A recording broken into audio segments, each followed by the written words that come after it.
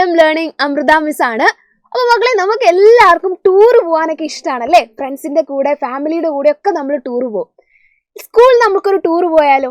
അപ്പോൾ സ്കൂളിലെ ട്രിപ്പിൽ എന്തായിരിക്കും? നമ്മുടെ ഫ്രണ്ട്സ് എല്ലാവരും ഉണ്ടാവും, ടീച്ചേഴ്സ് ഉണ്ടാവും. അങ്ങനെ അടിപൊളിയായിട്ടാണ് നമ്മൾ ട്രിപ്പ് പോവുക. അങ്ങനെ ട്രിപ്പ് പോയി നമ്മളൊരു സൂവിലേക്കാണ് പോയത് എന്ന് വിചാരിക്കാം. അപ്പോൾ സൂവിൽ പോകുന്ന സമയത്ത് എന്ത് വേണം? നമുക്ക് സൂവിൻ്റെ ഉള്ളിൽ കയറണമെങ്കിൽ ടിക്കറ്റ് എടുക്കണം. അപ്പോൾ നമ്മൾ എന്ത് ചെയ്യും? ആ ടിക്കറ്റ് കൗണ്ടറിന് മുമ്പിൽ നമ്മൾ എല്ലാവരും ഇങ്ങനെ ലൈനായിട്ട് നിൽക്കും അല്ലേ? അങ്ങനെ നമ്മുടെ ഇഷാനും ഫ്രണ്ട്സും എല്ലാവരും കൂടി എന്ത് ചെയ്തു? നമ്മുടെ കുറച്ച് കൂട്ടുകാരെല്ലാവരും കൂടി സൂ കാണാൻ പോയി.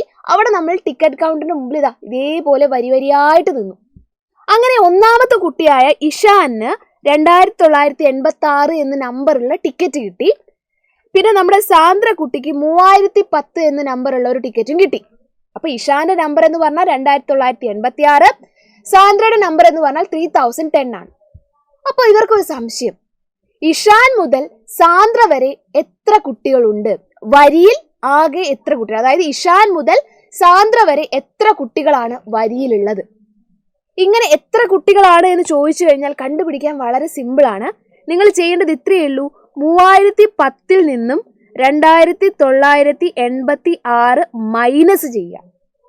അവസാനത്തെ നമ്പറിൽ നിന്നും ആദ്യത്തെ നമ്പർ മൈനസ് ചെയ്യുക. അപ്പൊ എത്ര വരും?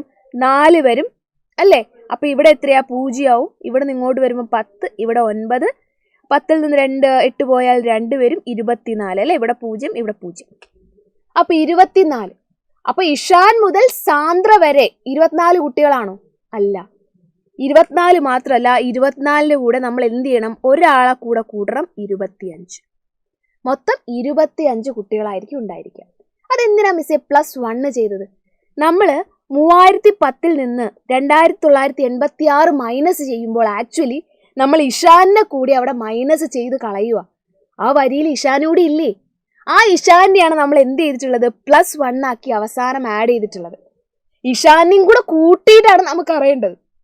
ഓക്കെ, ഇത് ആലോചിച്ച് വെക്കാൻ ഒരു സിമ്പിൾ വഴിയുണ്ട്. അതെങ്ങനെയാന്ന് വെച്ച് കഴിഞ്ഞാൽ, നമ്മുടെ വരിയിൽ 1 മുതൽ 15 വരെയുള്ള കുട്ടികളാണ് ഉള്ളതെന്ന് വിചാരിക്കാം. ഒന്നാമത്തെ നമ്പർ മുതൽ 15ാമത്തെ നമ്പർ വരെ. അപ്പൊ എത്ര കുട്ടികളാണുള്ളത്? നമുക്കറിയാം, 15 കുട്ടികളാണുള്ളത്. പക്ഷെ ഇവിടെ ഇങ്ങനെ ചെയ്തു നോക്കി, 15 - 1 ചെയ്താൽ 14 കുട്ടികൾ എന്നല്ലേ വരുന്നേ? അതിനർത്ഥം ഒരാളുടെ കുറവുണ്ട് എന്നല്ലേ?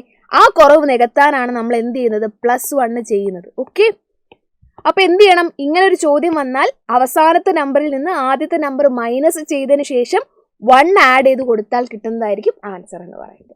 അടിപൊളിയല്ലേ? അപ്പൊ ഇതേപോലത്തെ ഒരുപാട് ചോദ്യങ്ങൾ ടെക്സ്റ്റ് ബുക്കിലുണ്ട്. അപ്പൊ അത് കൃത്യമായിട്ട് ചെയ്തു നോക്കുക. അടിപൊളിയായിട്ടിരിക്കാം. അടുത്ത വീഡിയോ ആയിട്ട് കാണാം. So thank you dears, thank you so much. Have a great day. By.